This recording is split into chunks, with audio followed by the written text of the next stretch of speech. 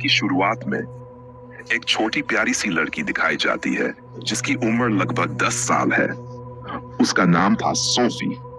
वह एक अनाथालय में रहा करती थी क्योंकि उसके माता पिता अब इस दुनिया में नहीं थे। सोफी को नींद न आने की बीमारी थी। वो रात को बार बार जाग जाती थी, इसलिए वो अक्सर आधी रात को अनाथालय में इधर उधर घूमती रहती थी। वो अकेली नहीं थी जिसे डर लगता था। अनाथालय के सभी बच्चों को एक बात से बहुत डर लगता था, एक बूढ़ा आदमी जो अंधेरे में आता है और बच्चों को उठा कर ले जाता है और फिर उन्हें मारकर खा जाता है। एक रात जब सब गहरी नींद में सो रहे थे, सोफी को एक बिल्ली की आवाज सुनाई देती है। चूंकि उसे नींद नहीं आती थी, वो उस आवाज का पीछा करते हुए बाहर बालकनी पर आ जाती है। जैसे ही वो देखती है कि कहीं कोई बिल्ली कूड़ेदान गिराकर तो नहीं गई, तभी उसकी नजर जाती है। एक विशाल हाथ आता है और कूड़ेदान को सीधा कर देता है और फिर सामने आता है एक विशालकाय दैत्य, बहुत ही ऊंचा और डरावना। सोफी उसे देख लेती है और वो दैत्य भी उसे देख लेता है। डर के मारे सोफी दौड़कर अपने बिस्तर में छिप जाती है, लेकिन वो दैत्य अपनी लंबी भुजाएं खिड़की के अंदर डालता है और सोफी को पकड़कर उठा लेता है। अब वो दैत्य उसे अपने साथ एक अनजान दुनिया की ओर ले जाता है। दैत्य लोग, जहां सिर्फ और सिर्फ दैत्य ही रहते थे। सोफी जब वहां पहुंचती है तो देखती है कि चारों ओर की चीजें कितनी बड़ी है। सारे सामान, फर्नीचर, बर्तन, सब कुछ दैत्यों के लिए बने हुए हैं। वो डर के मारे भागने की कोशिश करती है, लेकिन दैत्य कहता है यहां से भागने का कोई रास्ता नहीं है। बाहर बाकी दैत्य बहुत खतरनाक है। तभी अचानक कुछ आवाजें आती हैं और एक बूढ़ा दैत्य प्रकट होता है। वो सोफी को उठाकर एक फ्राइंग पैन में रखता है और कहता है, मुझे बहुत ज्यादा भूख लगी है, बहुत ज्यादा। सोफी सोचती है ये दैत्य मुझे खा जाएगा। वो आवाजें सुनती है, बाकी दैत्य हंस रहे थे। वो बूढ़े दैत्य से पूछती है, क्या यहाँ और भी दैत्य हैं? वो जवाब देता है, और वे सब भयानक नरभक्षी हैं, वे इंसानों को खा जाते हैं। सोफी डर के मारे कांप उठती है। वो फिर पूछती है, क्या तुम भी मुझे खा जाओगे? बूढ़ा दैत्य कहता है, नहीं, मैं इंसानों को नहीं खाता।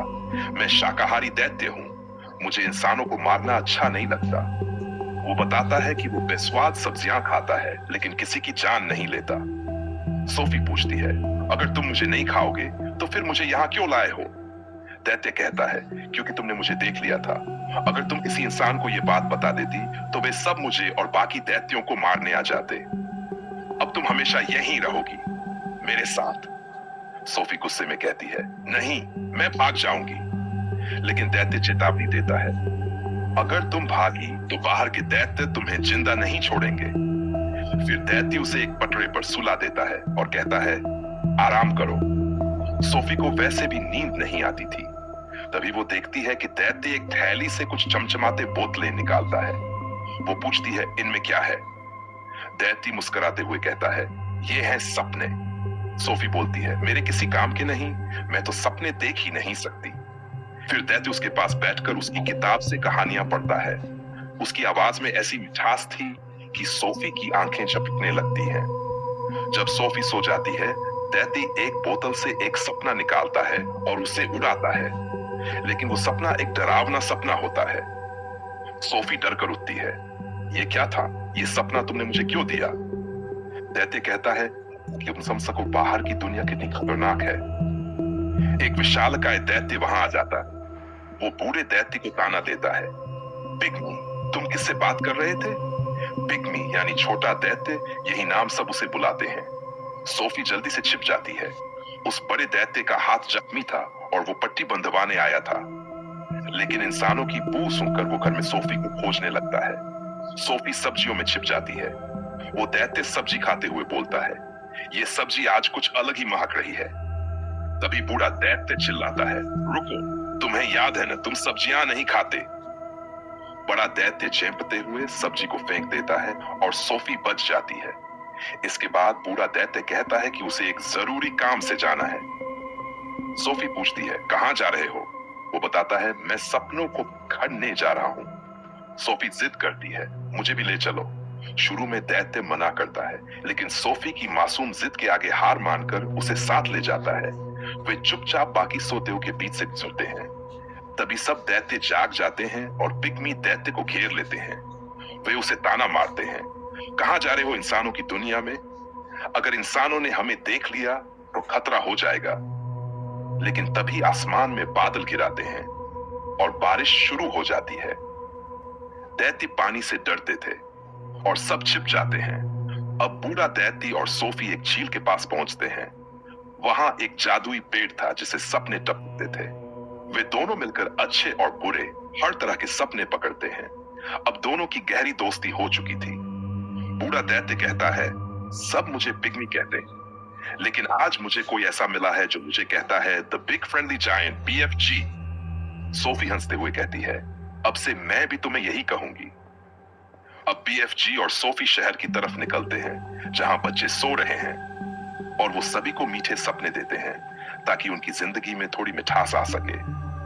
सोफी पूछती है, क्या तुम्हें सपनों के बारे में तुम्हारे मम्मी पापा ने बताया? BFG जवाब देता है, हम दैत्य कोई माता पिता नहीं होते। वो बताता है कि उसकी उम्र इस ब्रह्मांड के बराबर है। जब वे लौट रहे होते हैं तो सोफी को याद आता है कि उसकी चादर दैत्य लोक में ही छूट गई है। BFG चिंतित हो जाता है, अब तो बाकी दैत्य जान ही गए होंगे कि कोई इंसान मेरे साथ था। वो बताता है, कई साल पहले भी एक बच्चा मिला था मुझे, बिल्कुल तुम्हें ये देख बैठा था। वही बच्चा था जिसने मुझे पढ़ना सिखाया और ये जैकेट जो तुमने पहनी है उसी बच्चे की थी, लेकिन मैं उसे सही समय पर वापस नहीं ले जा सकता और उसे खो दिया। मैं नहीं चाहता कि तुम्हारा भी वही अंजाम हो। सोफी उसे रोकना चाहती है, लेकिन वो उसे अनाथालय में छोड़कर चला जाता है। सोफी बालकनी से कूद जाती है, मुझे पता है तुम मुझे पकड़ लोगे, और BFG सच में उसे बचा लेता है। वो उसे फिर से दैत्य लोक ले जाता है। अब बाकी दैत्य उनके पीछे लग चुके होते हैं, लेकिन तभी सोफी को एक योजना सूझती है। वो BFG से कहती है, एक सपना बनाओ जो रानी को दिखाया जाए ताकि वो जान सके कि दैत्य असली है और बच्चों को खा जाते हैं। BFG वैसा ही करता है। वे रानी के महल तक जाते हैं और सपना रानी तक पहुंचा देते हैं। रानी डरकर जागती है, लेकिन अखबार में पढ़ती है कि कई बच्चे सच में गायब हो गए हैं। अब वो यकीन कर लेती है। फिर सोफी और BFG रानी के सामने आते हैं। सोफी वादा लेती है, कृपया BFG को कोई नुकसान मत पहुंचाना। रानी सहमति देती है। फिर BFG विनम्रता से सेना तैयार होती है। हेलीकॉप्टर से सब दैत्य लोक की ओर बढ़ते हैं। वहां पहुंचकर वे दैत्यों को नींद में ही पछतावे वाले सपने देने का प्लान बनाते हैं। सोफी बहुत बहादुरी से आगे बढ़ती है और सपने वाला जार तोड़ देती है। सब दैत्य जागते हैं और अपने गुनाहों पर शर्मिंदा होते हैं, लेकिन मुख्य दैत्य अब भी क्रूर था। वो सोफी पर हमला करता है। अभी BFG आता, वो उसे बचाने की कोशिश करता है, लेकिन दैत्य उसे पकड़ लेता है। उसी वक्त हेलीकॉप्टर से सेना पहुंचती है और सभी दैत्यों को बंदी बना लेती है। उन्हें समुद्र के बीच बने एक टापू पर छोड़ दिया जाता है, जहां से वे अब कभी नहीं निकल सकते। अब BFG अकेला रह जाता है, लेकिन वो खुश है क्योंकि सोफी रानी के महल में रहती है, बहुत खुश, और हर सुबह बालकनी से कहती है, गुड मॉर्निंग BFG। BFG दूर से मुस्कुराकर जवाब देता है, और यहीं पर यह जादुई कहानी समाप्त होती है। अगर आप